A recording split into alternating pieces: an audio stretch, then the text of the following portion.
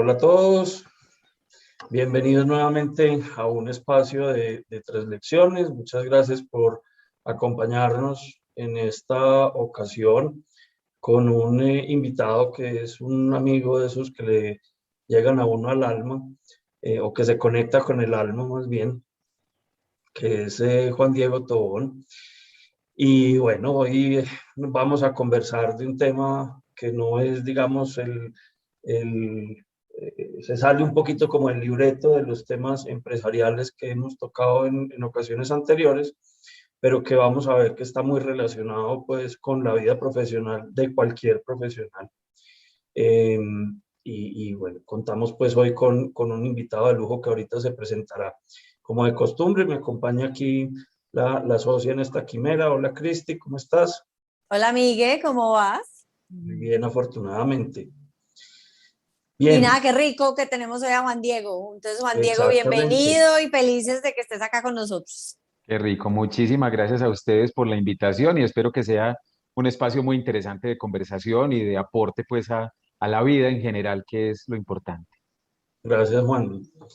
Pues hombre, esto es una conversación aquí, eh, primero a tres bandas, pero también nos van llegando comentarios por el otro lado. Eh, y lo primero que le pedimos usualmente a los invitados es que nos cuenten un poquito de su historia profesional, que nos hablen de cómo han llegado al punto donde han llegado. Vos sos un hombre que tiene, como dice un amigo mío, más recorrido que un Ford 54. Entonces, nada, contarnos un poquito de tu historia. Listo, Miguel, muchísimas gracias. Pues a ver, pues yo qué puedo contar. Esa es una pregunta que yo normalmente le hago a mis consultantes cuando arrancan el proceso terapéutico. Cuéntame un poco de ti y la misma sensación tengo yo ahora para contar de mí. Digamos que arranco por lo más básico, pues soy Juan Diego, tengo ya casi 51 años, estoy a 3 meses de cumplir 51 añitos. He caminado por muchos lados, he sido un viajero incansable como de la vida. Terminé en el Colegio San Ignacio pues ya hace ya bastante rato, ya hace 33 años nada más. Una experiencia pues allá en el colegio maravillosa, con una posibilidad que de una u otra manera me la abrieron mis papás, me la abrió el colegio y me la abrí yo también, de hacer parte prácticamente de cualquier actividad, que incluso fue allá donde pues con Miguel desde hace mucho rato nos conocemos, aunque obviamente Miguel pues es mucho más joven que yo, digamos que tiene menos Tampoco juventud mucho, pues, pero un acumulada. poquito sí. Sí, sí, pero a ver, María. Entonces allá en el colegio fui scout, fui director de campamento misión, toqué guitarra, canté en el grupo musical, hice un poco de todo y me fui a estudiar comunicación social cuando terminé el colegio. Luego tenía un pendiente que era la vocación religiosa con los jesuitas. Entonces terminé la mitad de la carrera de comunicación, me fui de jesuita, me fui de cura. Por allá adentro me di cuenta que no quería ser cura, sino que quería ser jesuita, es decir, quería ser como ellos, pero no dar misa ni confesar. Terminé siendo psicólogo y gran parte de lo que hago pues es la actividad de la psicología clínica, que aunque no es un confesionario, pues tiene algo de Es parecido. semejanza con Más o eso, menos lo ¿cierto? es. Claro, he tenido pues muchas posibilidades como psicólogo en estos 21 años y medio que llevo como egresado. He trabajado desde el campo social, desde el campo educativo. Trabajé 15 años en la Universidad CES, allí fui profe de la Facultad de Medicina, luego profe de prácticamente todas las facultades que se fueron abriendo. Terminé siendo decano de la Facultad de Psicología del CES durante 5 años, entre el 2010 y el 2015, una experiencia maravillosa porque además pues es la posibilidad de pensar la dirección académica y digamos como todo ese background que hay detrás de la actividad académica y poder pensarla como en toda esa integración entre el académico que va a clase, que acompaña sus cursos. Nunca quise ni siquiera como decano dejar de dar clases, así en el CES en ese momento no hubiera obligación. También pues fui investigador digamos, de manera directa sobre temas de adolescencia, desarrollo humano y demás. Y bueno, y durante esos 5 años pues de decanatura pues fue una maravilla. Mientras estuve en el CES tuve chance de hacer 2 maestrías, una digamos por búsqueda personal, que fue la maestría en educación y desarrollo humano en la Universidad de Manizales con el CINDE, que me abrió literalmente pues el mundo, la posibilidad de pensar la realidad. tengo claro y pensando aquí un poco como en esa invitación que ustedes hacen en este espacio al inicio, pues sobre todo pensando en la vida empresarial y demás, tengo claro una cosa y es que particularmente vale la pena, obviamente esa es una invitación que dejo abierta para quien la pueda y la quiera tomar. Yo creo que a veces en la formación que uno tiene vale la pena hacer la formación posgraduada en algo, yo no sé si diferente, pero por lo menos un poco más amplio. Yo pensaba en Ujú. estudiar una maestría en psicología, pero dije, a ver, soy psicólogo, estudio una maestría en psicología y termino un poco encajonado casi en el mismo saber. Entonces lo que hice fue abrir un poco el espectro y me fui a estudiar una maestría en educación y desarrollo humano. Y Pero de alguna después, manera sí, también es como un rasgo de personalidad tuyo, es decir, vos siempre has tenido múltiples intereses, tenés el compás siempre abierto a sí. distintas cosas, pues ahorita nos hablabas en el colegio, fuiste scout, estuviste en campamento misión, Ajá. estabas muy conectado con la música, eh, participaste pues en coros y conjuntos, en fin, hiciste muchas Ujú. cosas y yo creo que esos momentos de la vida también lo marcan a uno hacia adelante porque al final del día uno termina como con distintos intereses abiertos y le permite a uno hacer reflexiones de ese estilo, de decir, hombre, yo voy a aprovechar el momento del posgrado para aprender de alguna cosa complementaria, nueva o distinta. Ujú. Totalmente de acuerdo. Y después me encontré, pues digamos, con una invitación que nos hizo el Consejo Superior del CES a hacer una maestría en administración con la UPB, que incluso pues fue sui generis, pues porque éramos 15 directivos, casi todos eran o decanos o coordinadores académicos, etcétera, y los profesores de Bolivariana pues iban al CES, eso pues era toda una cosa. Yo siempre digo que la primera maestría que fue la de Educación y Desarrollo Humano la hice por pasión, por búsqueda. Esta segunda se me apareció, pues además mi formación como psicólogo, yo digamos que mi orientación es un poco más tendiente al psicoanálisis, a la psicología dinámica, asuntos que son mucho más subjetivados, pues y no tan objetivos. Y el primer curso de la maestría en administración, matemática financiera, sufrida, absolutamente sufrida. Porque sí, es decir, hay muchos psicólogos que conozco y colegas pues que son apasionados por las metodologías cuantitativas, por el saber matemático. Digamos que yo reconozco y respeto mucho el saber matemático y pues de una u otra manera ahorita, mientras más adulto me voy volviendo más importancia, le voy dando a eso, así no tenga que sacar ninguna raíz cuadrada normalmente ni para ir a mercar, ni para educar a mi hijo, ni mucho menos. Pero fue una experiencia muy interesante hacer esa segunda maestría que fue por invitación del Consejo Superior. Luego de salir del CES, pues me he dedicado a la docencia, ya llevo como un poco más de 20 años de labor docente en pregrado, en posgrados, bueno, he dado ahí sí, como vos lo decís, Miguel, pues así como la experiencia laboral, la experiencia académica también es como una especie de arco iris variopinto. Hace relativamente poco salí de la alcaldía de Medellín, fui director de planeación de la Secretaría de Salud del año pasado, renuncié, pues me di cuenta que esa no era la condición ni el perfil, lo disfruté mucho, acompañé toda la construcción del plan de desarrollo de Medellín durante esos meses iniciales, desde la Secretaría de Salud, y luego me llamaron a ser subsecretario, pues una invitación de esas que la verdad no podía desistir, ¿cierto? Las cosas que uno dice, ah, pucha, esto puede que alguna vez en la vida se repita, pero la probabilidad de que eso pase es muy compleja. Nunca había trabajado en lo público, pues lo primero que hice para trabajar en lo público fue la Secretaría de Salud, luego en esta subsecretaría en la Secretaría de Inclusión. Y bueno, soy papá, soy un montón de ex. Soy ex esposo, soy ex decano, soy ex directivo del Colegio Colombiano de Psicólogos y otro ex jesuita, ¿no? Incluso a veces cuando me dan chance de presentarme desde ese otro lugar menos formal, yo les digo, yo primero me voy a presentar por los ex que soy, porque además, pues yo igual tengo claro que esas cosas que uno fue, sigue siéndolas, porque en últimas eso no, eso por más que haya un papel, que haya una firma, que haya un documento que ya cierre ciertas cosas, todas esas cosas lo acompañan a uno. Y yo creo que pensar la vida empresarial, la vida personal, la vida familiar y cualquier orden de la realidad, pues implica que así uno no sea muchas cosas de las que ya fue, uno sigue siendo todo eso, más De todo lo acuerdo. que sigue ahí para adelante construyéndose. Sí, Actualmente, pues hace hoy, parte de la maleta que uno carga. exactamente. Y actualmente pues soy psicólogo clínico y me dedico pues un poco más a digamos como a la vida independiente, con todos los bemoles que eso tiene, ¿cierto? Y bueno, muy contento de ser papá y de estar vivo todavía en medio de esta crisis mundial tan compleja, que además pues nos mueve por completo la vida.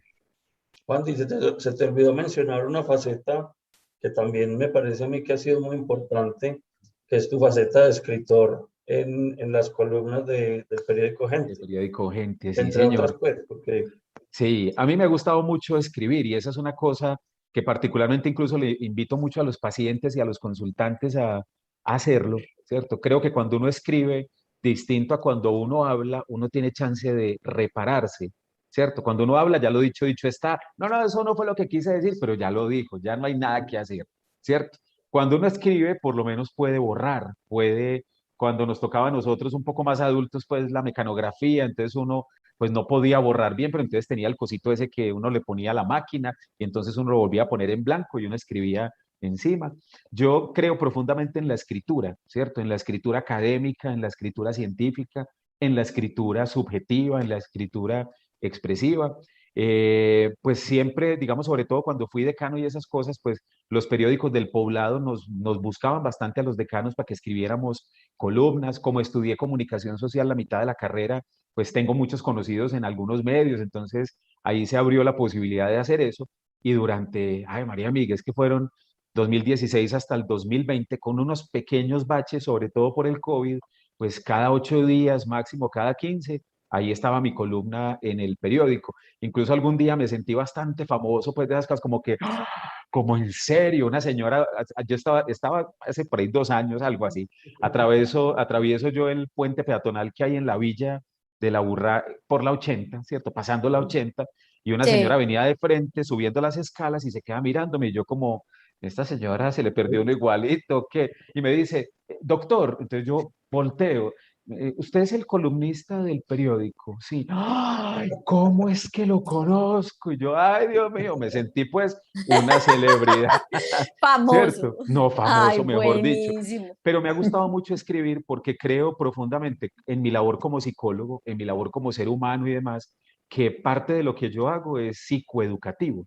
Entonces, pues escribir esas columnas, escribir en las redes sociales. Yo todos los días, 5:30 de la mañana, estoy publicando en Facebook, en Instagram, en mis estados de WhatsApp.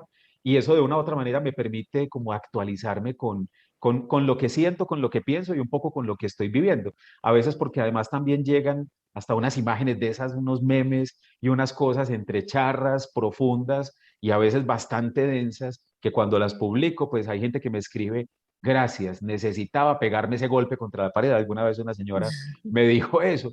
Y dentro de esa faceta escritural, pues he escrito cuentos.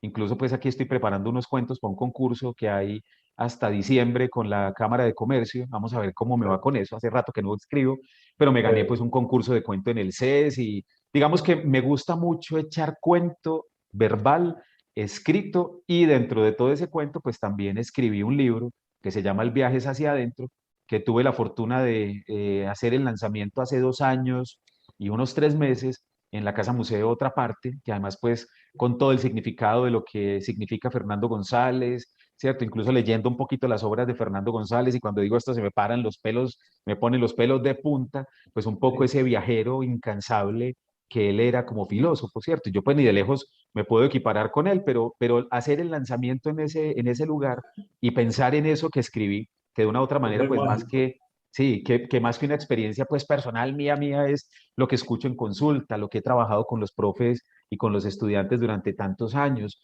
las experiencias de ser directivo, de tener cargos de dirección y de tener a cargo pues 400 estudiantes, 50 profesores, o ahorita en la Secretaría de Inclusión, pues digamos, bajo mi subsecretaría había 4.000 contratistas y empleados. De una u otra manera, pues eso es bastante denso, pero todo eso Claro. digamos que me ha permitido ubicarme en un cierto lugar en el mundo, con todo lo que implica, pues, lo que queda pendiente por construir. Claro, Este, súper. aplicándote un poquito aquí de psicoanálisis, y como decía Steve Jobs, uniendo puntos, eh, esa convicción y ese gusto o ese placer por la escritura, pues es que es lo que nos acabas de contar. Estudié comunicación social, Ujú. después entré a los jesuitas. ¿No habrá un poco de también como de conectar esos mundos donde los jesuitas en sus ejercicios espirituales son tanto de Sí. escritura? Después te metiste por un lado de la psicología que lo que busca también precisamente es eso, es como esa introspección. Y bueno, y además pues el libro pues se llama El viaje hacia adentro. Dentro. Mm. Entonces, no hay como una conexión, como un hilo conductor en todo eso, Juan.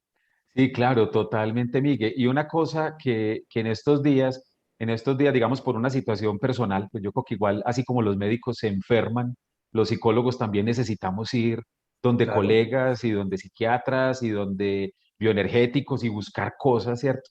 En unas preguntas que me estoy haciendo, pues, durante este último año, además, pues, con todos los cambios que he tenido, pues, laborales, personales y demás, pues una cosa que para mí particularmente con eso que vos decís me hace mucho eco es yo escribo no necesariamente para que me lean, sino para Ujú. leerme, ¿cierto? Y yo Ujú. creo que yo creo que en últimas, gran parte de lo que hacemos, pues obviamente es, pues quienes son profesores lo hacen para los estudiantes, quienes trabajan asesorando empresas lo hacen para las empresas, quienes trabajan dirigiendo organizaciones lo hacen por la organización. Pero yo creo que gran parte de lo que uno hace, incluso me pienso yo como quien pone algunas palabras y letras por escrito, de una u otra forma es la posibilidad también de recordarme lo que soy cuando escribo. Porque ahí sí, Ujú. yo cuando escribo una cosa y hay otro que hace eco, yo me tengo que hacer eco de eso que el otro de una u otra manera me dijo, ¿cierto? Además Ujú. porque, y en esto, Miguel, que vos estás diciendo, la escritura como el ejercicio clínico, como creo que la vida, a veces es muy paradójica. Cosas que yo estoy resolviendo como persona, yo, Juan Diego, no como psicólogo. A veces se me sienta un paciente al frente que me cuenta la misma historia mía en carne de él o en vida Ah, de él, que es un poco lo que a veces pasa con las personas, y aquí voy a mostrar pues el librito, ¿cierto? Que es el último ejemplar que me queda pues ya en esta edición, por ahí ya estoy en espera de que me entreguen los otros ejemplares. Gran parte a veces de lo que uno escucha en el otro es fundamentalmente lo que uno termina necesitando escuchar en la vida propia, ¿cierto? Entonces, para Sí, mí eso que vos decís tiene mucho sentido porque es poner por escrito todo esto, más que para otros, que también es, pero es fundamentalmente como para recordármelo, ¿cierto? sí, acabas de decir una cosa muy bonita y me hiciste acordar de la conversación posterior a la sesión de 3 lecciones que tuvimos con Juan Carlos Mora. Es decir, ah, cuando terminamos de hablar con Juan Carlos, el presidente de Bancolombia, que nos habló sobre comunicación y arrancó por definirse y por confesar que él es un hombre profundamente tímido. Entonces, cuando terminamos pues la conversación, que nos quedamos un momentico, Cristi y yo con él, nos dijo, hombre, yo lo que pretendía con esta conversación era poderle mostrar a la gente que a pesar de que usted sea el presidente del Grupo Bancolombia, usted sigue siendo tan humano como cualquiera otro. Sí, ¿Cierto? Es decir, el psicólogo sigue siendo tan humano y con sus, eh, no sé si la palabra sea sufrimientos, pero digamos con sus dolores internos, con sus alegrías, con sus complejidades, al igual que un paciente que está sentado al frente del psicólogo, ¿cierto? totalmente de Eso acuerdo, es, así eso es es. chévere. Bueno, y sí, contanos esa un poquito de la... conversación con Juan fue súper, pues, como esa vulnerabilidad que él nos mostró, pues, en su charla y tiene totalmente mucho que ver con esto que estamos conversando. Y con eso que ustedes dicen, me hicieron acordar, yo no me acuerdo muy bien si es Kant o si es Hegel o alguno de esos filósofos por allá, pues famosos. Él decía que gran parte de lo que, pues voy a parafrasearlo, pues, porque no me acuerdo de la frase textual, pero incluso pensando en eso que ustedes dicen, a veces yo a veces estudiantes o recién egresados que me buscan como para que les dé alguna asesoría, me dicen es que, ay, es que, o sea, yo quiero ser como usted y es que pero uno cómo logra ser decano, subsecretario, escribir, ser parte de un consejo directivo. Incluso aquí hablando de esto, me acuerdo que también por allá, no sé cómo ni por qué, terminé siendo parte del Consejo Superior del CES, primer profesional distinto a médicos y odontólogos que fue parte del Consejo Directivo del CES, del Consejo Superior del CES en el año Ujú. 2004 a 2006. Entonces, digamos que parte de lo que a veces cuando hablo con los estudiantes, yo les digo, pues, o con los recién egresados, Yo les digo, miren, créanme que yo no tengo ni una inteligencia superior, ni siquiera superior al promedio. Es decir, yo lo que sí he sido es que disciplinado, suficientemente disciplinado, juicioso. Tengo algo que es un rayón, pero es un buen rayón, aunque a veces es un mal rayón, y es el magis ignaciano, ¿cierto? Ese da un poquito más, da un poquito más, da un poquito más. Yo ahí sí, me piden una cosa y yo lo hago, pero doy un poquito más, ¿cierto? Y ni siquiera, pues eso puede ser un rasgo neurótico, obsesivo, lo que sea, pero digamos que es una forma de ver el mundo. ¿Por qué decía ahorita lo de la frase de este filósofo famoso, que la voy a parafrasear? Y es que a veces parte de lo que uno va logrando, además como si la vida fuera como un escalón ascendente, que uno a veces también se da cuenta, sobre todo en ciertos momentos de la vida, que por más que uno suba, las realidades interiores, la vida psicológica, la vida familiar, a uno lo tira fundamentalmente para abajo si no se ha construido de manera articulada. Uno puede ser muy presidente de una empresa y en una situación amorosa o en una situación de duelo, si no se ha podido pensar, no ha, mejor dicho, no ha hecho nada. Y lo que hace es que se fractura por dentro intentando estar bien por fuera. Entonces, pensando en eso, me vino a la cabeza esa frase, que como les digo, pues la voy a parafrasear, pero decía este filósofo que fundamentalmente, digamos, como la labor o esas tareas en las cuales uno emprende con tanto ahínco y con tanta fuerza la vida, a veces lo que se convierte en es en baluartes para uno defenderse, ¿cierto? Uno se defiende siendo el psicólogo, el presidente, el gerente, el Ajá. profesor, el rector, pero detrás de eso hay seres humanos, ¿cierto? Es decir, Sí. detrás del psicólogo que ha sido decano, que ha sido esto y demás, pues hay un ser humano. Yo incluso me acuerdo mucho en los eventos a los cuales me invitaban, sobre todo pues cuando era decano, ya uno pierde ese título y eso obviamente es como perder un poco los superpoderes de Superman, como si le hubieran puesto a uno un pedazo de kriptonita en la cabeza. Me acuerdo mucho que yo en los eventos al inicio me costaba tanto, Juan Diego Tobón, magíster en tal, le ha hecho esto, ay, no vea, presénteme, Juan Diego Tobón, psicólogo, ya, punto. Pero obviamente esas cosas son parte de nuestra realidad. Yo me acuerdo bastante en esos primeros eventos, pues las hojas de vida que a uno le piden y casi que leen toda la hoja de vida de uno. Ay, pucha, pues, y claro, a veces uno ve por ahí recién egresados, gente, este señor, yo fui decano cuando tenía 39 años, este señor, ¿cuándo ha hecho tanta cosa? Y la verdad, yo no siento que he hecho tanta cosa, simplemente pues he estado en el lugar a veces adecuado, me he movido de la forma adecuada, pero creo que de una u otra manera esa pregunta por lo interior tiene que trascender y tiene que impactar profundamente sobre todo la vida cotidiana. Una vida cotidiana en la cual nos escondemos a través de estos aparatejos, nos escondemos a través de las redes sociales, nos escondemos a través de los títulos, los carros, y no es y digamos que mi discurso no es un discurso, digamos, subjetivista o que intenta pues como darle única y exclusiva prelación a la subjetividad, sino fundamentalmente un intento de equilibrio en todo. Por eso el libro, Ujú. que es parte pues de lo que de una u otra manera ha sido como digamos mi obra, mi ópera prima, y ahí voy en construcción de otras cosas, pues lo que busca es eso, más que unas profundas reflexiones académicas, unas, espero, sensatas reflexiones sobre la vida. Y perfecto eso que acabas de decir para que empecemos a hablar entonces de cada una de esas tres lecciones. Ajá, perfecto. El libro, digamos que fue una coyuntura, es una cosa muy particular.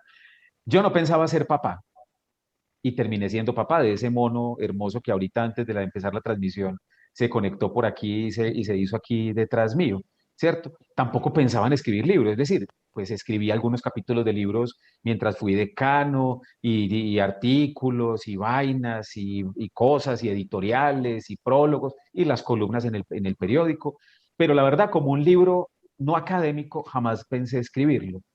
Eh, digamos que desde el 2015 que me he dedicado gran parte de mi tiempo pues a la clínica y ya no a estar necesariamente pues en una actividad exclusivamente académica, sino poco fuera de eso, empecé a, digamos, como a hacer un ejercicio escritural mucho más juicioso.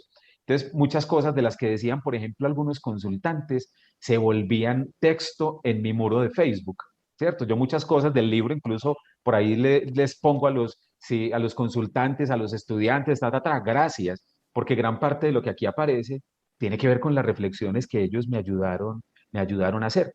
Alguna vez me acuerdo que la esposa de un amigo del colegio, que lee todas las cosas que yo publico y es como una fan de esas, pues, que no se pierde ni media cosa que pongo, me dijo hace como 3 o 4 años: ¿vos no has pensado en coger todo eso y volverlo libro? Eso le serviría tanto a la gente. Y me quedé pensando. Y gran parte de lo que en el libro aparece tiene que ver con eso, un poco las reflexiones posteriores a un ejercicio clínico con un paciente o con muchos pacientes, a esa escucha como profe en los salones de clase, a esa escucha también como ciudadano que ha caminado esta ciudad y que se ha metido en el barro de la ciudad literalmente. Entonces el libro, digamos que es el intento de recuperar eso. Y el libro tiene como tres partes que para mí son tres lecciones, ¿cierto? Yo organizo, incluso el libro dice, el viaje es hacia adentro, una travesía de tres claves. La primera clave, vivir. La segunda, sentir.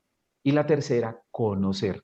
Entonces, gran parte de eso, que creo que es lo que podemos, pues un poco como también ir hilando, y ustedes me ayudarán pues a ir hilando también Por esta supuesto. conversación, ¿cierto? Este libro, pues más allá de 3 capítulos, tiene como 3 intenciones, que incluso muy chévere, pues como Miguel que me invitaba pues a este espacio, un poco como lo veíamos y era, pucha, eso para mí, más allá de 3 capítulos, son 3 lecciones, son 3 elementos que en mi vida han tomado un lugar mucho más allá de lo obvio, vivir, sentir y conocer. Muy Súper bien. chévere. Entonces Sí, arrancamos desde el vivir. arranquemos. Listo, perfecto. Entonces, yo, digamos, empiezo el libro El viaje es hacia adentro, haciendo una reflexión sobre algo, digamos que es muy simple, que creo que en la vida personal, en la vida de las empresas, en la vida cotidiana, a veces se nos vuelve paisaje. Y es que vivir pareciera simplemente conectarse con la rutina diaria, ¿cierto? Pues un Ujú. poco en estos días me vi una película que mi hijo quería ver, ya en este momento ya ni me acuerdo, una película que está todavía en cartelera, que es la historia de un personaje de un videojuego, pero es un Ah, sí. personaje X. Pues no es el Ujú. protagonista del videojuego, ni es un jugador, sino que es uno de esos personajes que crean en el juego para ambientar, ¿cierto? Ujú. Y es la historia de ese personaje. Y la historia de él, independientemente de si lo mataban o no en el juego, cuando volvían y prendían la consola, pues él volvía y aparecía, y volvía y se levantaba, y volvía y se tomaba su café. En el primer capítulo, y esa primera lección, que es una lección que también he tenido que ir aprendiendo a lo largo de mi vida, con tantos cambios, con la muerte de mis papás, con tantos cambios académicos, con las renuncias que he hecho, con los duelos amorosos que he enfrentado, con las rupturas que he tenido, es recordarme que la vida es más que respirar, que pestañear y que tener un corazón que está latiendo, ¿cierto? Que eso suena obvio, pues, ay, sí, eso no lo descubrí yo, ni mucho menos, pero esas son certezas que uno solamente cuando vive momentos de verdad en la vida, uno recuerda que uno no solamente está vivo por eso, ¿cierto? Que uno no solamente es un aparato digestor o triturador de alimentos, que uno no solamente es un aparato que se desconecta 7, 6, 5, 4 horas en la noche, sino que más allá de eso hay vida, ¿cierto? Y que la vida es eso, y la vida es para vivirla. No creo, pues por lo menos desde mi perspectiva psicológica, y no peleo con eso, pero tengo mis reservas. No creo que la vida tenga que ser feliz, no creo que la vida tenga que ser plena, no creo que la vida tenga que ser un encuentro maravilloso con las grandes pasiones. Creo que la vida es fundamentalmente un ejercicio para incluso poder integrar lo no maravilloso, lo no chévere, lo terrible, lo espantoso, lo aterrador, integrarlo con todo eso que es interesante y poder hacer un ejercicio integrativo. Siempre que hablo de esto, me acuerdo por allá antes de pandemia, había un par de pelados, supongo yo, venezolanos o de estos que hacían parte del circo Momo, que incluso no sé si eso siguió todavía, que queda por ahí por el Cerro Nutibara, que eran un montón de pelados que se formaban en malabarismos y cosas de esas, un Sí, par de el Circo pelados. Medellín Ah, eso, el todavía circo. funciona. Ah, bueno. Me acuerdo que Conozco había al un par. director bastante bien, Ah, Carlos Álvarez, el mismo. para que vea. Había un Sí, par de sí. pelados que por allá antes de la pandemia, 2018, 2019, que me caminé del poblado de arriba para abajo haciendo una actividad en la que estuve por allá en el 2019, me encontré un par de pelados en los 90 segundos que dura el semáforo de la Avenida del Poblado con la calle, creo que esa es la 9 si no estoy mal, ¿cierto? 90 segundos. Los dos arrancaban, ponían música, empezaban a bailar, uno de ellos miraba al otro, uno de ellos le tiraba como una especie como de rodillo de metal, el uno se montaba ahí, luego brincaba, el otro fulano le metía una tabla encima del rodillo y ahí seguía, y luego le ponía una silla y ahí seguía, rodillo, tabla, silla, y luego el pelado ya se montaba ahí y el otro le tiraba 5 machetes. Y yo decía, ay, pucha, esa es la vida es esa. La vida es que cuando uno cree que ya manejó el rodillo, hágale viejo, póngale una tabla.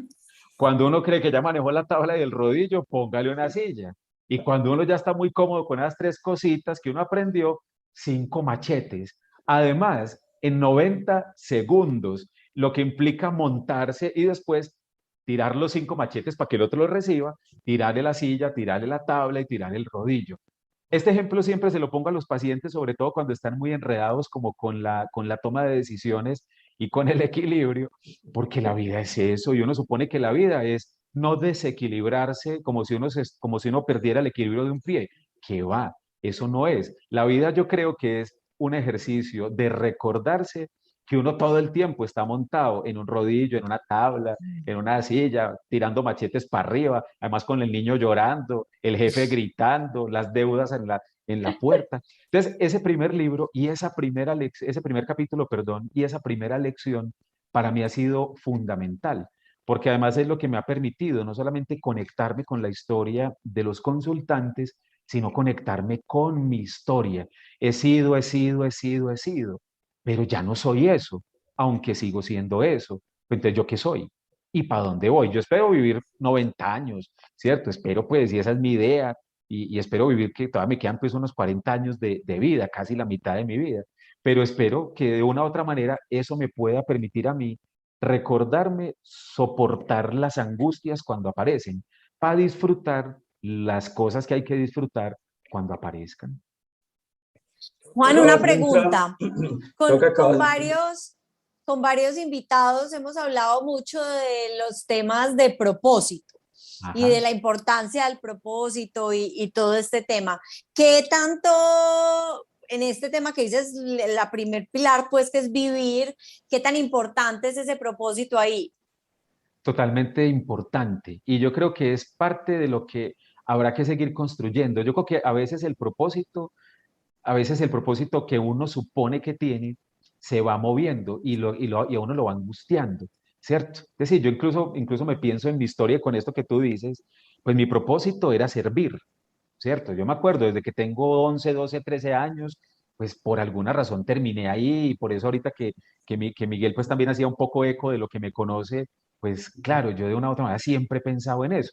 Cuando me fui de cura, después de estudiar la mitad de la carrera de comunicación, pues yo estaba literalmente, ese era mi propósito, por fin lo encontré. Además que me acuerdo que por allá en el Colegio San Ignacio, pues supongo que todavía eso se hará, en 11 había ejercicios espirituales de San Ignacio y nos metían 3 días a la Colombier en silencio, entre comillas. Después me tocó hacer en el noviciado 1 mes de ejercicios espirituales en silencio, 1 mes, 1 mes. Y el silencio es silencio total. Solamente se Wow. podía hablar digamos, en las misas. Me acuerdo que no se cuando puede estaba ni yo en cantar en la ese, ducha, pues. más o menos, más o menos. Me acuerdo que cuando estaba en esos ejercicios del colegio en 11, que pues teníamos un asesor espiritual que lo ponían ¿cuál es su propósito? Y desde ese propósito, ¿cuáles son sus elecciones vocacionales? Y yo tenía 2 alternativas, estudiar comunicación social o estudiar medicina. Y me acuerdo que este padre, pues, Mario García, que creo que Miguel se acuerda de él, Mario me dijo, ¿y por qué no pones en la mitad vida religiosa jesuita? Pues pucha, eso fue como que me hubiera literalmente abierto así un hueco gigante, una piscina, y dije, este es mi propósito. Porque digo que me conecta mucho lo que tú dices, pero que es un asunto que se construye.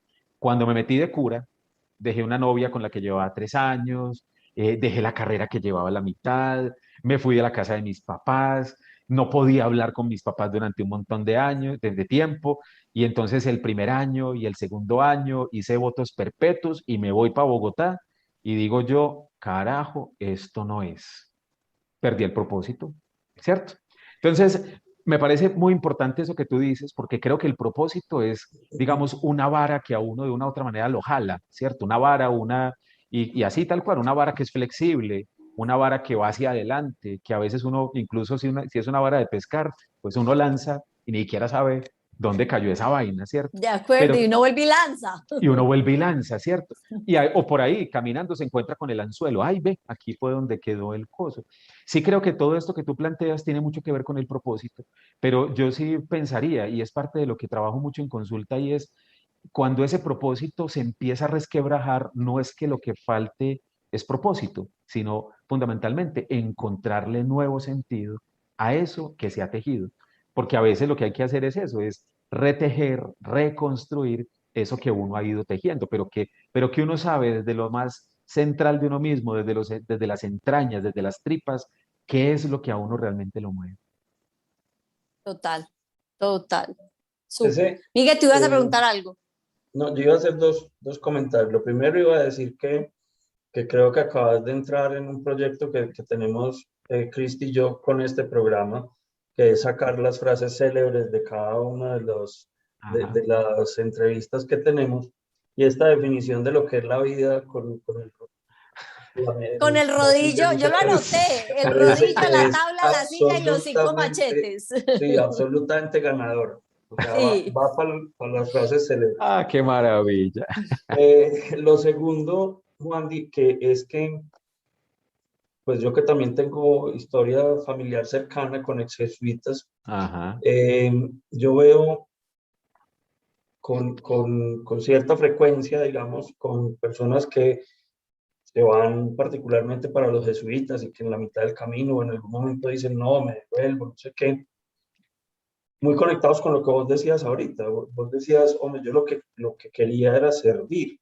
O sea, el camino de la vida religiosa, en un momento lo consideré que era el camino para servir, pero muchas veces estoy ya en el proceso y digo, oiga, pero es que yo puedo servir de otra manera. O sea, pero vos perfectamente hubieras podido devolverte y decir, no, yo efectivamente lo que quiero hacer es medicina, entonces me voy a dedicar pues al tema médico. En tu caso dijiste, no, yo voy a ser psicólogo, pero pues los hay en infinidad de cosas. Lo que sí es que, como vos decís, quedan con un rayoncito muy particular, ¿cierto? Pues, que es lo que ese ejercicio formativo deja, ¿cierto? Y el estudio de la filosofía y el estudio, el amor por el estudio, pues, en particular de los jesuitas, pues, que son tan estudiosos. Entonces, digamos que entiendo muy bien lo que estás diciendo y con respecto a lo que la mencionaba Cristi, yo creo que uno, a ver, en mi concepto, parte del recorrido de la vida es uno ir encontrando los propósitos. Es decir, uno tampoco se puede angustiar si uno se para en un momento dado y dice, yo no sé cuál es mi propósito, ¿cierto? Porque es que esas crisis pasan, a todos nos ha pasado en algún momento y son puntos de inflexión donde uno dice, bueno, cambio esto, cambio aquello, lo que sea. Eh, pero definitivamente el encontrar ese propósito se vuelve pues como una brújula que le ayuda a uno mucho a seguir para adelante a pesar de las vicisitudes que se puedan presentar. Totalmente de acuerdo. Claro, y es poder hacer de eso y hacer de la vida una vida suficientemente potente para ser vivida, ¿cierto? Aquí voy a decir una de esas frases como del sentido común o esas frases célebres que es que por ahí uno se va encontrando, ¿cierto? Y es nada peor que uno estar vivo con la sensación de estar muerto, ¿cierto? Y Ujú. eso es parte de lo que a veces uno se encuentra, pero a veces también esa búsqueda por el sentido, un poco como por la brújula, a veces también angustia mucho. Y como Ujú. vos decís, yo creo que también se vale estar perdido. Yo tengo con bastante frecuencia, y eso pues no es un asunto pues que yo me lo haya descubierto en las investigaciones en psicología ya hace mucho rato, los gringos pues que son expertos en medir cualquier cosa todo. Y mucho, claro, y mucho más si se trata de fenómenos psicológicos que pasan por por la cognición, por el comportamiento, por la interacción social, pues digamos que me encuentro con mucha frecuencia. Mujeres cerca a los 30 años o acabando de pasar por los 30 años en unas crisis vitales tremendas, pero es por eso mismo, porque sienten que el propósito es el propósito que les han dicho.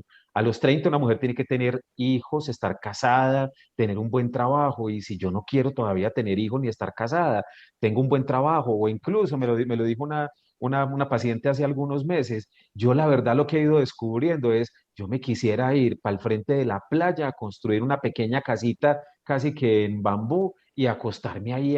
Obviamente esas cosas pues son muy ideales, pero sí creo que esos asuntos pues son fundamentales para hacerse las preguntas frente a la vida. Y también creo, sin sonar pues muy, digamos como muy, ¿qué? Muy esperanzador, incluso pues porque la palabra esperanza a mí poco me gusta, porque a veces creo que lo que uno tiene que hacer es fundamentalmente matar la esperanza para poder incluso reconstruirse.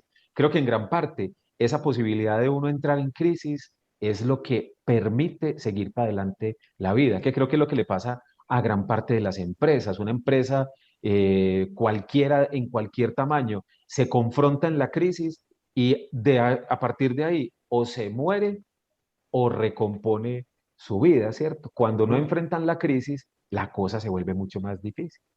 Claro, bacano. total.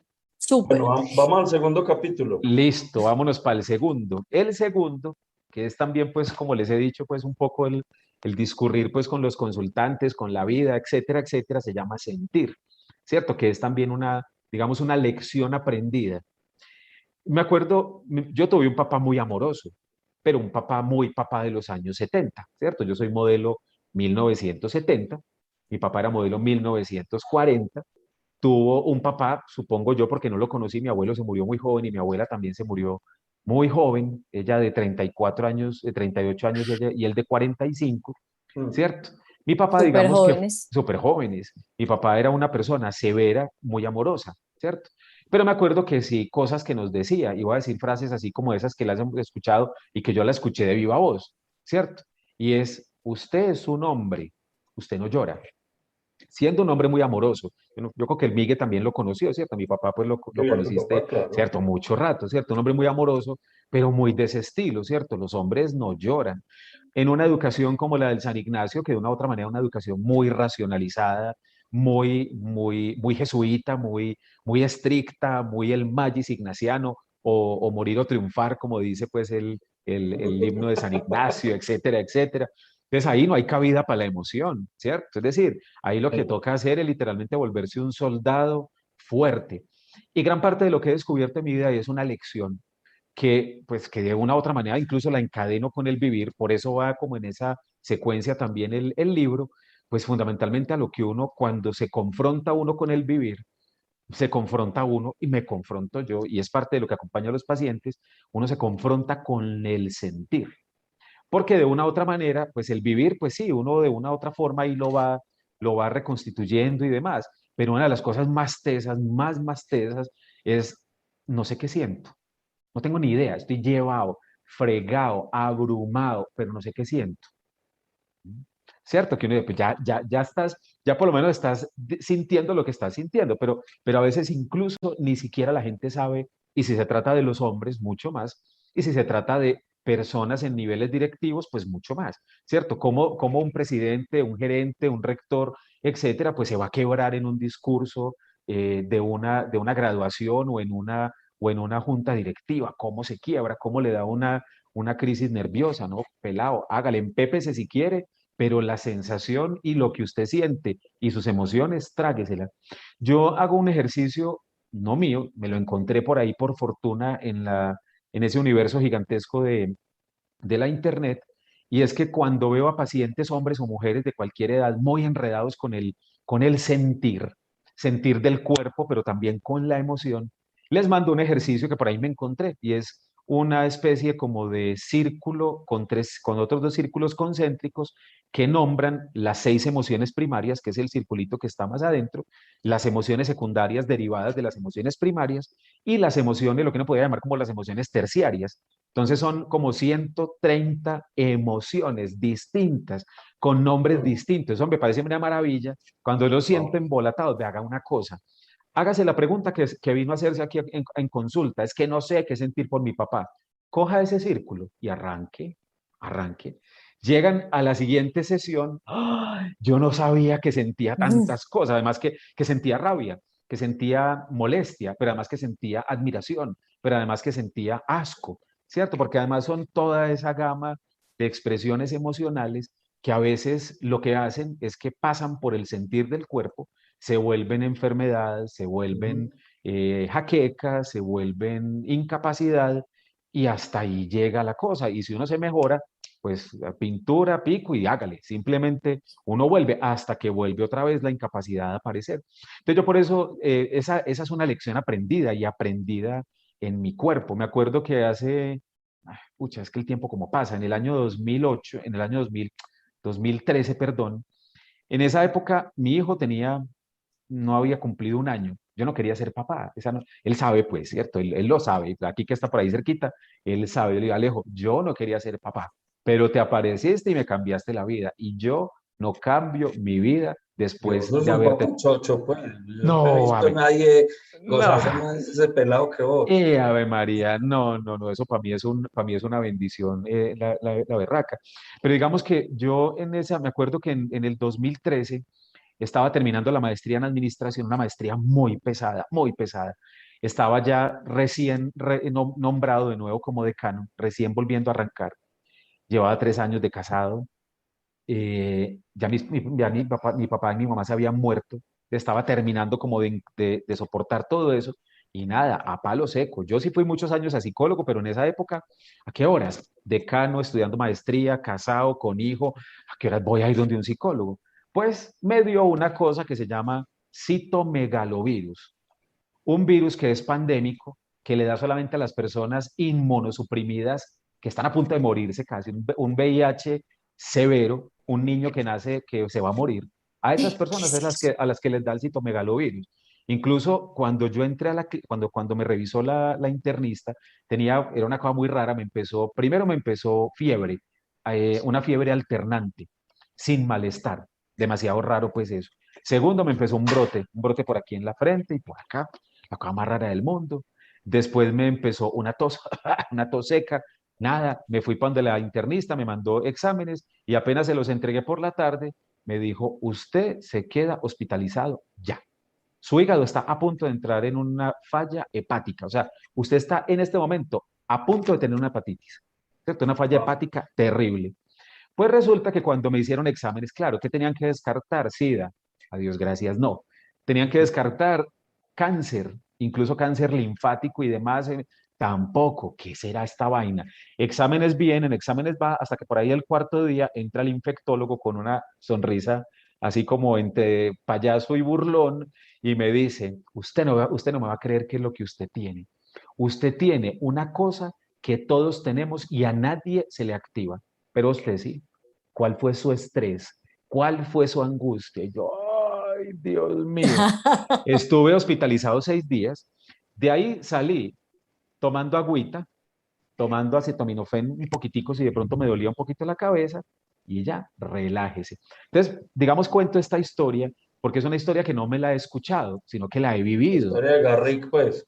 Literalmente, como fue, pocha. O sea, yo que soy psicólogo, que trabajo con las emociones, que trabajo con poner el sentir a rodar, yo mismo hice todo lo contrario de lo que debería haber hecho, de lo que sensatamente tendría que haber hecho, y es conectarme con mi sentir. Entonces, por eso, mi primera lección, que es la vida, ¿cierto? Una vida que desde la crisis me ha permitido recomponerme. Una segunda lección que tiene que ver con el sentir desde el cuerpo, que habrá uno de leer el cuerpo, además que el cuerpo nos han enseñado, afortunadamente pues digamos que ahora hay un poco más de flexibilidad frente a eso, pero nos han enseñado que el cuerpo es casi que una cárcel, que eso hay que castigarlo, que eso, incluso el que lo cuida en exceso, pues ya entonces es un narciso o es una prepago, etcétera, ¿cierto? Ahí digamos que estamos muy enredados con eso. Pero entonces esa lección tiene que ver con eso y es el sentir que pasa por el cuerpo y que de una u otra forma se transforma en emoción y viceversa, la emoción que se construye y que pasa por el cuerpo. Y esa para mí es una lección tremenda. Hoy estoy yendo donde el psiquiatra, no tengo pues ninguna, digamos, ningún trastorno psiquiátrico, digamos, de base, pero me gusta ir donde este hombre porque tiene una mirada particular, voy donde el bioenergético, voy donde el psicólogo, e incluso, y creo que si algún colega ve esto mío y de pronto es muy científico, me va a querer quemar en la hoguera, e incluso por tercera vez en mi vida fui a leerme el tarot. A ver el tarot, dijo, pucha, ¿qué es lo que dice pues frente a la vida? A ver esa vaina que pues. Buenísimo. Y entonces, muy bueno ese tarot para conectarnos con lo que sigue, que es el conocer, El conocer, ¿cierto? de acuerdo, así es. Y esa tercera lección, que es el tercer capítulo del libro, de una u otra manera que me ha mostrado a mí particularmente que conectarse con la vida y conectarse con el sentir implica fundamentalmente un ejercicio como los griegos y los filósofos y la filosofía griega en parte nos planteaba y es, ahí sí, un poco la máxima socrática, conócete a ti mismo, ¿cierto? Es un poco eso. Para mí el conocer ha estado muy ligado a muchas cosas, ha estado ligado no solamente a un conocer subjetivo, sino también a un conocer a través de la psicología, a través del ejercicio clínico, a través de ser psicólogo, pero además de ser paciente, de ser escucha, pero también de ser necesariamente escuchado por otros. Entonces, para mí ese ejercicio del conocer o del conocimiento, más allá de ser un asunto racionalizado o un ejercicio digamos, como del saber, incluso inicialmente tenía vivir, sentir, saber. Y un amigo muy sensato, muy sensato, me dijo, hermano, ve, yo leyendo, fue la primera persona que leyó el texto, me dijo, hermano, yo leyendo esto, la verdad, no me suena el concepto de saber, porque el saber es como más de acá. Y yo lo que veo que vos estás poniendo ahí, todo lo que yo he hablado con vos sobre el libro, eso tiene que ver más es como con conocer, porque es más como el descubridor que el que simplemente confirma algo que ya le dijeron. Ay, hijo de pucha. Mejor dicho, yo le debo a Jorge Gallego, ese tercer amigo pues de toda la vida, ese tercer capítulo con ese nombre, ¿cierto? Y que tiene que ver con eso. Ahí sí, conócete a ti mismo a través de lo que sientes, de lo que experimentas en el orden de lo emocional, pero también conócete a ti mismo a través de la vida. Y estoy convencido, y eso pues suena pues a frase del sentido común, pero ahí sí, las frases del sentido común recogen un saber absolutamente y un conocimiento absolutamente potente. Uno se conoce hasta el último día de la vida, De ¿cierto? acuerdo. Casi que un poco como 100 años de soledad, por allá casi en el lecho de muerte ciertos personajes que expresan una frase y fue pucha tan, me dice, claro, hasta ese último suspiro uno puede construir conocimiento frente a sí mismo. Es cierto. Súper. Eso es Sí, muy, muy y eso me cierto. parece súper chévere porque muchas veces y en ese vivir, una de las cosas es, no, venga, conózcase usted mismo para que usted sepa de verdad qué quiere, qué le gusta, y cómo lleva su vida, pero al final, y yo me he hecho esta pregunta muchas veces, como yo sí me conozco, pues realmente quién soy, cómo soy, qué, pero realmente uno nunca se acaba de conocer, así como nunca acaba de conocer a la persona que tiene al lado o al amigo, uno está conociendo constantemente. Así es. Y frente a estas cosas, yo creo que aunque uno puede hacer todo este ejercicio solo, ¿cierto? Es decir, uno puede vivir, sentir y conocer en últimas. Ahí sí, cuando me ha tocado tomar decisiones, ¿quién es el que las toma? Yo, por más que vaya donde el psiquiatra, el psicólogo, el psicoanalista, la del tarot, el que las toma soy yo, ¿cierto? Pero esto vale la pena, la verdad, y yo creo que es una invitación para todos, independientemente de las condiciones de vida que se tengan, de la edad, del estatus socioeconómico, de las características laborales que se tengan hacer este camino y este proceso, así sea por raticos, acompañado, es mucho más sensato que hacerlo solo. Y puede ser con el cura, con la monja, con el que lee los ángeles o el que se conecta con los ángeles, o con el psiquiatra o con el psicólogo. ¿Cierto? Es decir, aquí no es un ejercicio de, digamos, como de invitación pues a la psicologización todo el mundo tiene que pasar por terapia. Digamos que, pues yo sí lo pienso, ojalá todo el mundo pasara por terapia, ¿cierto? Pues por asuntos también a veces de la misma interacción. Pero yo creo que cada uno encuentra respuestas en lugares distintos, pero ojalá que las Sí. busque para poder encontrar algo de, digamos, de reflejo en un otro que sin tener nada que ver con uno, le puede ayudar, más que aconsejarlo, por lo menos abrir los ojos y el sentir de manera distinta. Pero eso me Juan, encanta porque uno, o sea, al final, independiente de quién sea, la amiga, de lo que dices tú, si la mirada desprevenida del otro lo hace caer en cuenta cosas que uno realmente no cae en cuenta, pues, y Así que es. uno muchas veces no tiene, pues, como el awareness, como dicen los gringos, de verdad que porque reacciona Sí. así, o porque es así, o porque es así, y muchas veces el otro simplemente lo mira a uno y dice, ah, eso es esto, y uno queda como, "Ah". Así es, totalmente de acuerdo. Súper. sí, a mí me sorprende, me sigue sorprendiendo mucho eh, cómo las perspectivas cambian las lecturas de las cosas. Es decir, cuando a uno a veces un tercero le habla sobre uno mismo, muchas veces le dice cosas que ni siquiera uno mismo había pensado sobre sí. Total. O sea, Así es. yo digo, esto que me dijo Cristi me dejó pensando, y sabes qué, nunca me había ocurrido, y sí, tiene toda la razón, ¿cierto? Y yo creo que eso pasa en todos los ámbitos. Eh, Aquí, digamos, en la universidad hemos estado haciendo un ejercicio y, y parte del ejercicio fue unos diálogos muy interesantes con personas externas de la universidad y se hizo el mismo ejercicio con personas internas de la universidad. Ujú. Y una de las cosas que a mí me llamó la atención era cómo nos veíamos los que estábamos adentro y cómo nos ven los que están desde afuera. Pues, claro. Entonces, ese contraste, pues que lo pongo aquí porque eso no solamente sucede, digamos, en el individuo, sino que sucede también a nivel institucional, sea cual sea la Total, institución, que uno dice, ok, hay lecturas que son distintas, ¿cierto? Y vale la pena Totalmente. totalmente. uno reconocerlas, pues. Así es. Claro, y estos ejercicios de pensar la vida, de viajar hacia adentro, ¿cierto? Que además, pues, digamos, el título del libro, pues también tiene una perspectiva. Yo incluso cuando hablo del libro, particularmente, yo lo pienso porque puede ser un poco engañoso también el título, ¿cierto?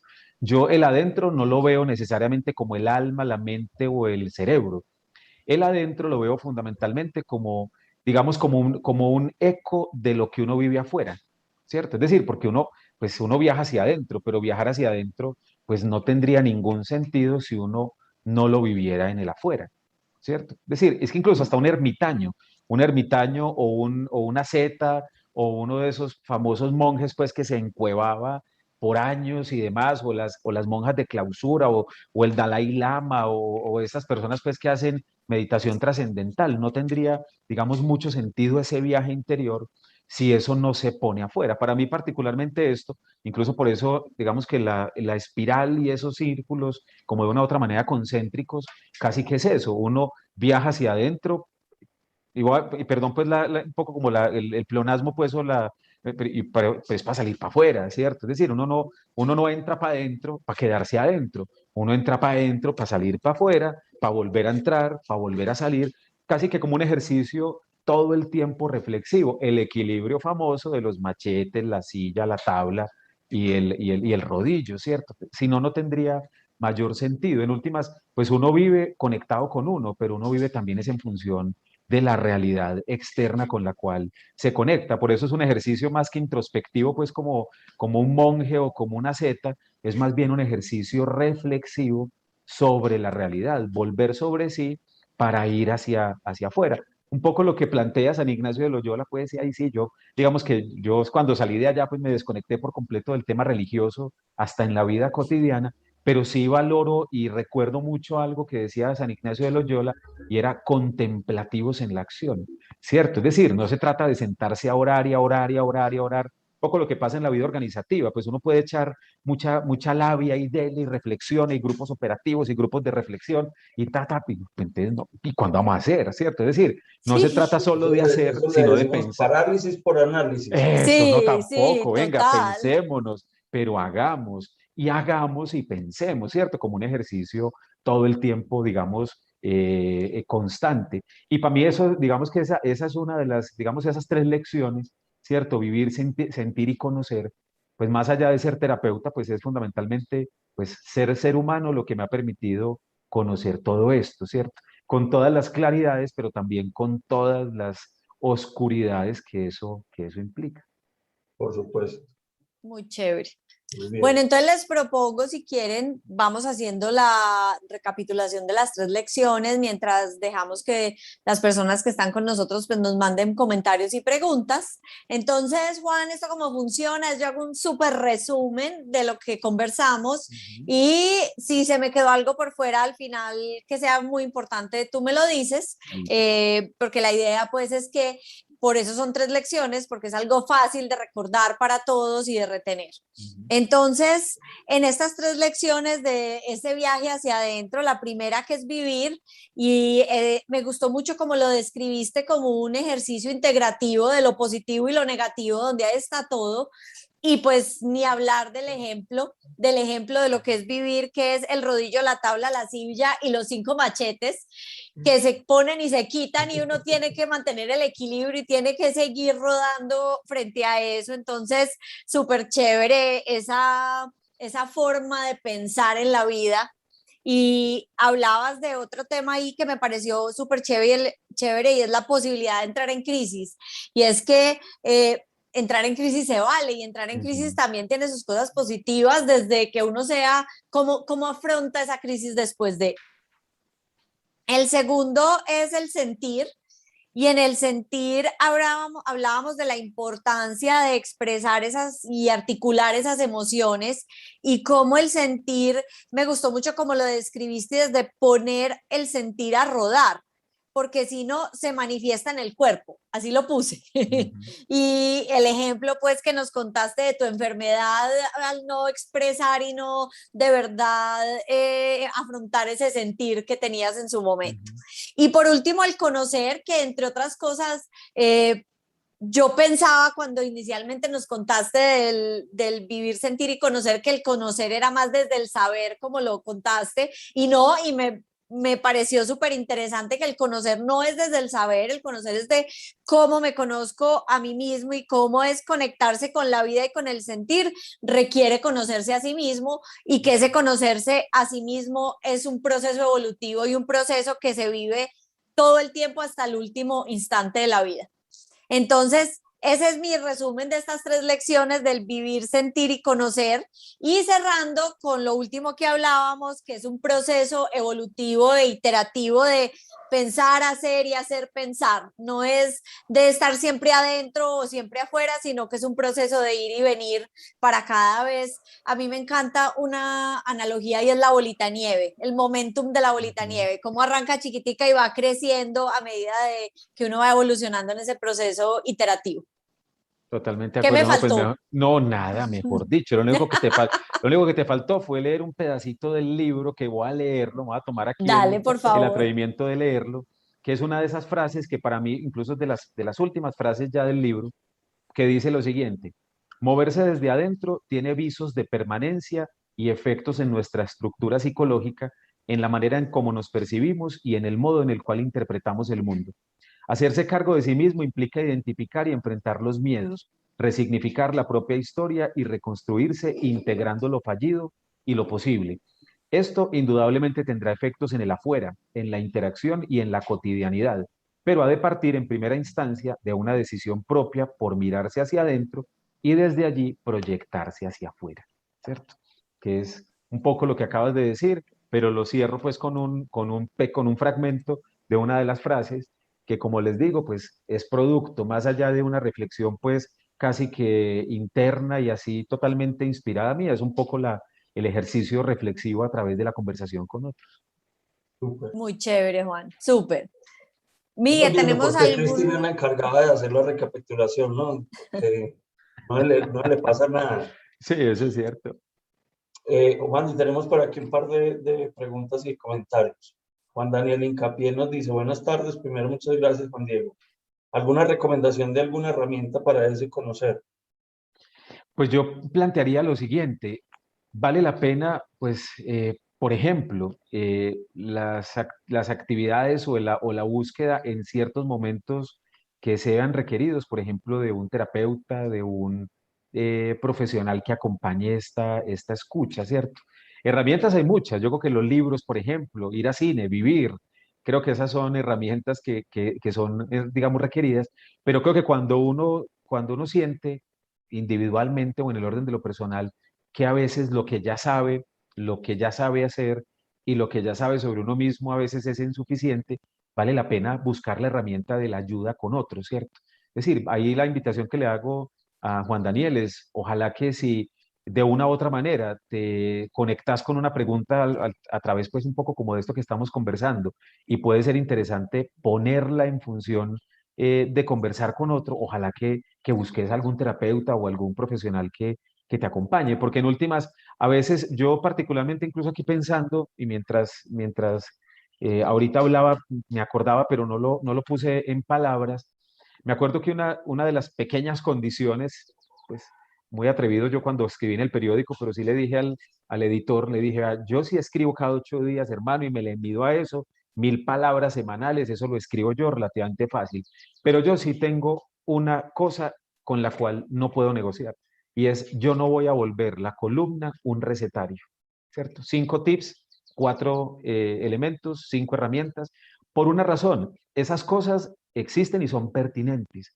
pero a veces cuando son generales terminan volviéndose más problemáticas que Claro, favorables. Porque claro. cuando uno siente que coge las 5 herramientas y uno las empieza a hacer y no le funcionan, está uno todavía más lejos que como empezó. Porque ahí sí, no tengo herramientas, me dan herramientas, las pongo a funcionar y Y tampoco no estoy me jodido. funcionan. Estoy jodido, ¿cierto? Eso no me funciona. Entonces lo que estoy es todavía más lejos. Entonces por eso, aunque hay miles de herramientas psicológicas y de otro montón de, digamos, como de alternativas y de campos del saber, creo que la invitación que yo le haría a Juan es eso, ¿cierto? Si siente que algo falta como herramienta, ojalá que se siente a conversar con un profesional que tenga formación en este tipo de cosas para acompañarse en esa pregunta. Ujú. Muy Muy bien, chévere. súper. Muchas gracias. Por aquí hay otra pregunta de una egresada nuestra, Valentina. Un abrazo para Vale hoy. Que dice, desde la parte corporativa, ¿cómo puede la empresa buscar el bien en la salud mental de sus empleados? Y como empleado, ¿cómo puede impulsar la preocupación por la salud mental desde la empresa? No, muy chévere. También, yo quiero conocer a Además, Valentina. pues que estamos como en el mes de la conciencia por la salud mental, ¿cierto? Una cosa así. Total. Qué maravilla. Digamos que escuchar, supongo que es una egresada de qué, de alguna ingeniería o algo De así. ingeniería administrativa, Bueno, sí. eso. Es decir, esa pregunta que le haga un psicólogo, pues, cierto, que le haga un trabajador social, que le haga un educador, que le haga un ingeniero. Ay, Dios mío, esas son de las cosas más maravillosas que me puedo encontrar, ¿cierto? Yo a Valentina, qué le plantearía? La salud mental dentro de la vida corporativa, y eso es una de las cosas en las cuales pues tuve el chance de ser director de bienestar universitario en el CESI en esa época, ya hace bastante rato, pues nos tocaba acompañar todo el ejercicio de reflexión institucional más allá del acompañamiento a los estudiantes, pues digamos que esa pregunta por la salud mental es fundamentalmente una pregunta por la vida, ¿cierto? Es decir, pensar en esa pregunta corporativa por la salud mental y en esa pregunta individual por la salud mental dentro de la vida corporativa es fundamentalmente la posibilidad de construir digamos, en lo cotidiano la vida en común, ¿cierto?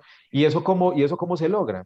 Poniendo lo que vos decías, Miguel, poniendo en escena que estos asuntos, la salud mental, la enfermedad mental, la convivencia, lo subjetivo, la vida en común, son elementos fundamentales en la empresa, más allá de lo que hace como función y como tarea, ¿cierto?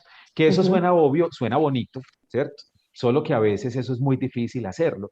Yo he acompañado algunas organizaciones, algunas pequeñas, otras no tan pequeñas, un poco más grandes, y sobre todo algunos hospitales en ese discurso bastante importante, pero a veces muy discurso todavía de humanización de los servicios en salud, y es que muchas veces las organizaciones, y eso no es malo, pero tiene un pecado muy complejo, muchas veces lo que hacen es que toman una frase bonita, un eslogan bonito, unas frases, pues hoy una organización que no hable de inclusión está como perdida, una organización hoy que no hable de diversidad está perdida, hoy una organización que no hable de humanización está perdida, y una organización que no hable hoy de salud mental o de bienestar está perdida. La cosa es que por hablarlo no necesariamente se está haciendo algo, ¿cierto? Sí Ujú. creo que allí, por lo menos uno, ahí sí, por lo menos partir del primer punto, nombrarlo, ¿cierto? Ya por lo menos que uno pueda pasar ese lugar donde los ingenieros, los administradores, los gerentes, los psicólogos, todos empecemos a hablar de un tema en común, ya eso empieza a transformar la vida, ¿cierto? Y a transformar la vida no necesariamente en un lugar ideal, ¿cierto? Donde todos vamos a cogernos pues de la mano, a darnos besos, a estar felices y todo se mejoró, sino poder soportar lo insoportable. La vida organizativa es fundamentalmente eso. Y hablo de organizaciones desde la familia y la pareja hasta las empresas. La vida organizativa es eso, es el lugar donde lo insoportable se convierte en lo, digamos, en lo presente. Solo que hay momentos de soportabilidad. Uno ya porque se ajusta tanto que ni siquiera le hace eco. Uno pasa 60 horas semanales en la empresa o en la universidad donde está. Eso es insoportable. Solo que uno lo vuelve soportable por muchas otras razones, porque me tengo el tintico con que tomarme con el profe del lado, porque está la cafetería donde me siento a conversar con los compañeros de la empresa cuando salgo al descanso, o porque a partir de ahí he hecho unas redes. Pero entonces el hecho de que Valentina, particularmente como egresada de una ingeniería, pucha, se pregunte por eso, ya eso es un avance gigante. Esto implica obviamente inversiones, es decir, Claro. esto no solamente es un asunto retórico, sino que implica, bueno, ¿y qué pasa entonces con el área de gestión humana? ¿Qué pasa con el área de seguridad y salud en el trabajo? ¿Qué pasa con la formación y la capacitación en desarrollo humano desde el rector, el gerente, el presidente, hasta el señor que está en la portería? ¿Qué tanto se dejan asesorar por entidades externas y hacer ejercicios evaluativos también en torno al clima, a la cultura organizacional? Yo creo que esa pregunta que hace Valentina es una pregunta de esas densas, muy difíciles de responder. La OMS tiene por allá desde el año 2005, la Organización Mundial de la Salud, unos textos y un asunto fundamental que es una invitación a los estados y es invertir en salud mental. Hable de salud mental, pero invierta en eso. Parte de Javi, eso, sí, señor, o sea, a ver, voy a decir una cosa, hágale. validame si lo que estoy diciendo es una brutalidad o no, pero yo de alguna manera percibo que en los últimos años el tema de la salud mental, digamos, y todo lo que está cubierto dentro de la salud mental, por fin está cambiando de ser un estigma a ser entendido como una realidad y que en las organizaciones pues hay que administrarlo así como se administran otros recursos, ¿cierto? O sea, que no sé, que se acabaron las materias primas, pues entonces hay que administrar esa situación. Entonces, la realidad es que si yo identifico que dentro de mi equipo de trabajo hay un problema de salud mental, porque la gente está reventada por exceso de trabajo, por estrés, por lo que sea, pues hoy en día como que empezamos a resignificar esas cosas, porque es que cuando nosotros estábamos chiquitos, pues había psicólogos en los colegios, pero uno iba al psicólogo cuando pues mejor dicho, cuando usted estaba llevado, ¿cierto? O sea, no era como hoy en día que uno ve la psicología como un compañero, como ese coach, como esa persona con la que estás haciendo un proceso, como vos decías ahorita, iterativo, que voy hacia adentro y voy hacia afuera y después vuelvo adentro. Eh, ¿Es impresión mía o efectivamente vos percibís también que todo el tema de salud mental está como cambiando hacia Afortunadamente. positivamente? Positivamente, ¿no? Y por eso, y créeme, o sea, y no es una exageración, que vos digas que Valentina hace esa pregunta, ya eso quiere decir que ese asunto caló, ¿cierto? Pues no sé quién es Súper. Valentina, no sé cómo es, ¿cierto? No tengo ni idea, pues, pero de una u otra manera que Lo ella lo máximo, nombre, Valentina es lo máximo. yo supongo que sí, ¿cierto? Digamos que ya que ella lo haya mencionado, da eco total a lo que vos estás diciendo, Miguel. 1978, la conferencia de Alma-Ata dice, hay que ponerle atención a la atención primaria en salud. Es decir, Ujú. la salud hay que cuidarla desde la casa, desde la vida cotidiana, desde el entorno. 1985, la Carta de Ottawa, promoción de la salud mental. Ojo, no solamente hay que atender a la gente enferma o prevenir la enfermedad, sino promueva el cuidado, promueva la vida digna, promueva la salud en general, ¿cierto? Y de Ujú. ahí para adelante, ¿cierto? OMS 2006, invertir en salud mental. Ya Ujú. tenemos una ley de salud mental, no sé si ustedes la conocen, en el año 2013, ya llevamos 8 años y 8 meses, 21 de enero del año 2013, se expide la ley de salud mental en Colombia. Y eso obliga como derecho fundamental al Estado y a las organizaciones a hacerse cargo de la pregunta por la salud mental, más allá de la enfermedad. Incluso porque lo Ujú. ponen en una lógica de salud mental positiva. ¿Qué tiene que ver Claro. salud mental positiva? ¿Cómo se están alimentando los empleados o los colaboradores? ¿Qué Ujú. espacios de encuentro tienen? ¿Cierto? Porque no solamente es un asunto de cuántos consultorios psicológicos tiene, nada, eso incluso termina quedando supeditado a un asunto casi que periférico, nada, necesita psicólogo, vaya a salir para la EPS o remítalo a través de una red de prestadores, pero usted cómo cuida su entorno, cómo cuida su clima dentro de la organización. Por eso que decís, Miguel, yo creo que sí, eso es digamos, un asunto que a veces se ha malentendido y es, no, entonces aquí pues en la empresa lo que toca pues es casi que entonces como la gente sufre tanto, entonces como cada vez bajar más la exigencia, nada.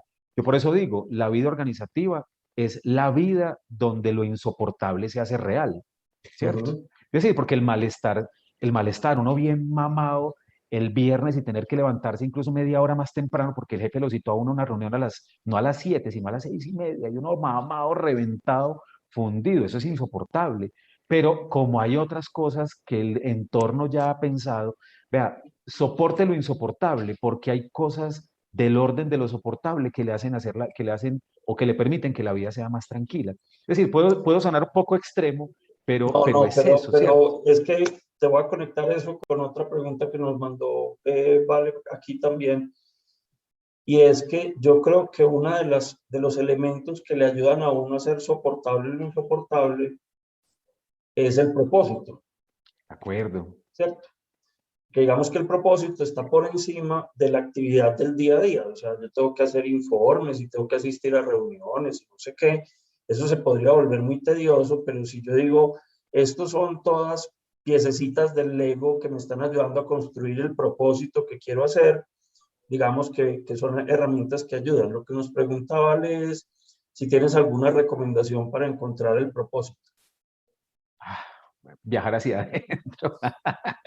Sí, es decir, y viajar hacia adentro no como un ejercicio netamente introspectivo, sino como un ejercicio que conecta la vida, ¿cierto? Es decir, yo sí creo una cosa profundamente y es que eh, las personas a veces es un poco como una paradoja.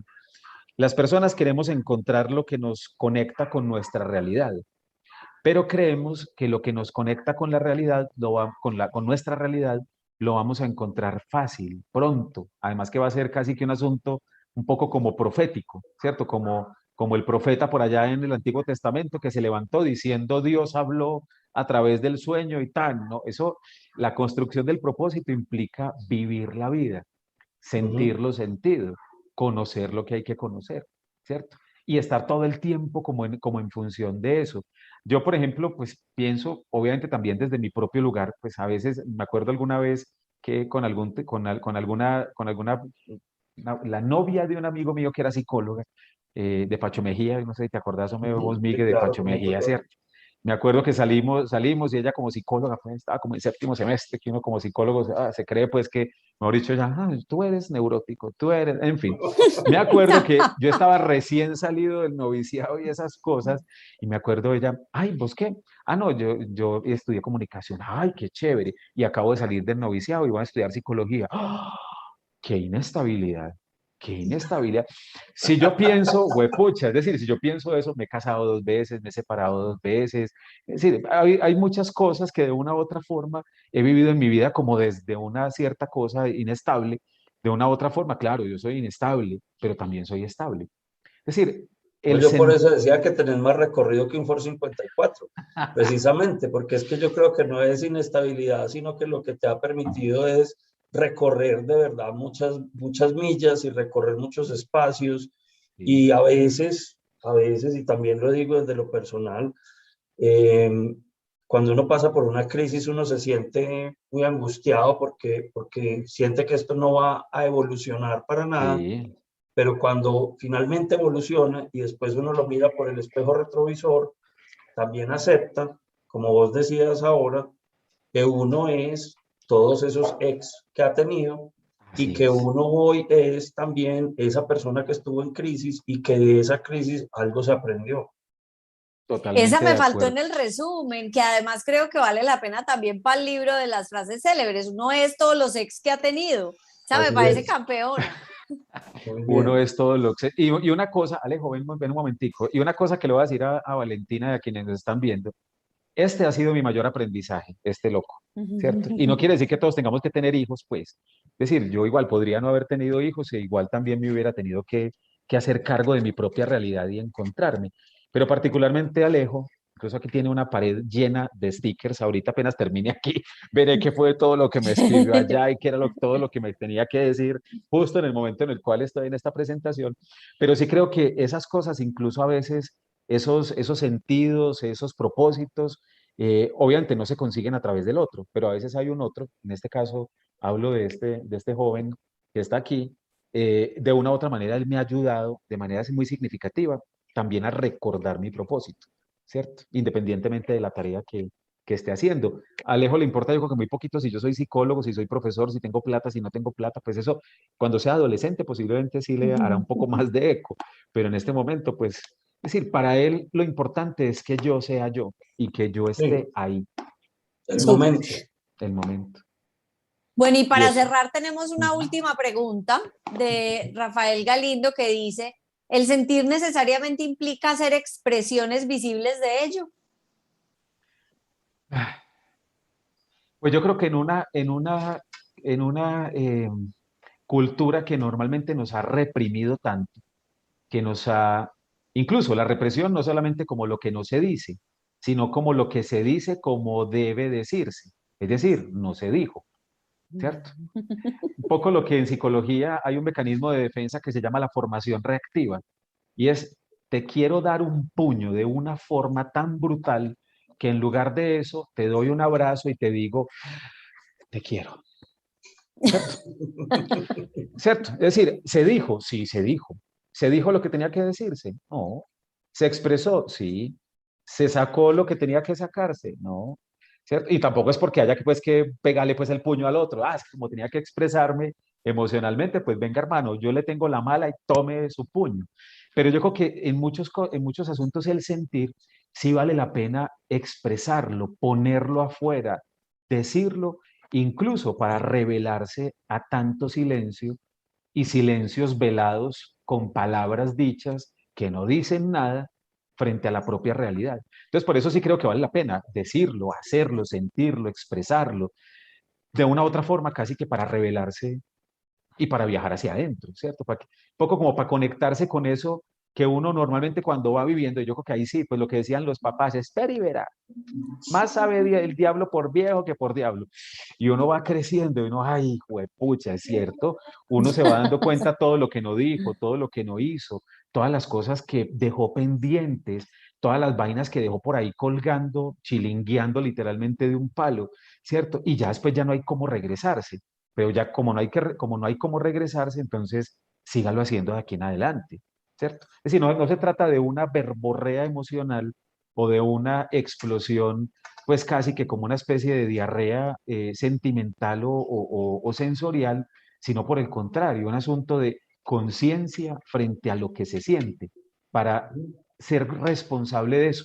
Y hay una frase con la que quisiera, pues no sé si cerrar, pues no sé si Sí, por hay favor, una, porque era la me, última pregunta. me acuerdo mucho, él fue mi terapeuta, Alejandro Gallón, fue mi terapeuta, fue mi profesor, de hecho fue primero mi profesor, apenas terminé de ser estudiante de él, le pedí inmediato consulta y fue mi terapeuta varios años, luego trabajamos juntos en el CES, después fui yo el jefe de él, mientras fui decano, ahorita es mi compañero de consultorio con casi que pared con pared.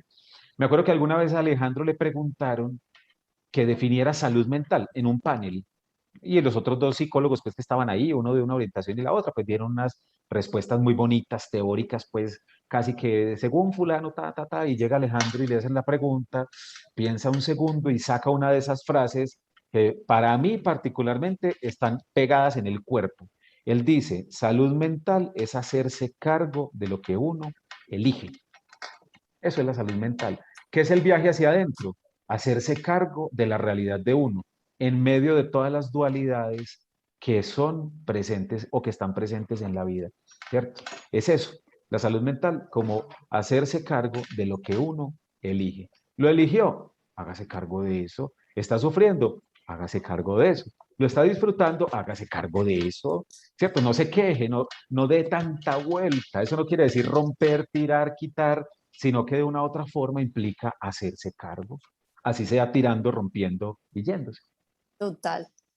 Juan, mil gracias. No, Súper gracias a chévere esta ustedes. conversación. De verdad te agradecemos por haber aceptado nuestra invitación y haberte incluso quedado más tiempo del que esperábamos. No, muchísimas gracias, lo disfruté mucho, fue muy rico conversar y además porque tengo aquí un espectador aquí, entre comillas, omnipresente, que es mi hijo, entonces también eso le da un valor adicional a todo esto. Muchas Qué gracias bueno. a ti, Cristina, muchas gracias a Miguel y bueno, espero pues que Entonces esto decirle a Alejo que realmente... qué pena que le quitamos hora y media del papá.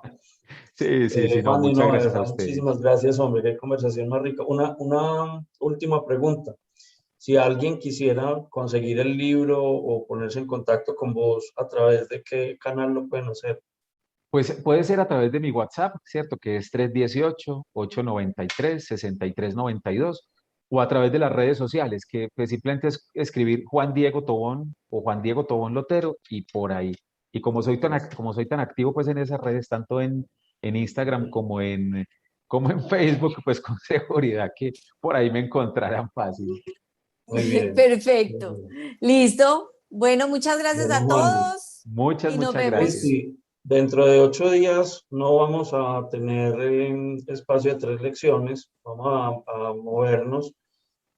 Todavía no estamos del todo claros si 15 días o si nos volveríamos a ver el 30 de septiembre. Ujú. Pues les estamos avisando a todos, pero simplemente anticipamos que dentro de 8 días no vamos a tener programa. Así es, Eh, y les estaremos contando que viene o para el 30 o para el 7 de octubre, que también el 7 de octubre ya tenemos una invitada confirmada muy chévere, que ahí los sorprenderemos a todos con ella. Así es. Bueno, Muchísimas gracias muchas a todos, gracias y Juan. nos vemos Un pronto. abrazo y muchísimas, muchísimas gracias. Muchas gracias. Cuídense mucho. Chao, Chao. gracias. Chao.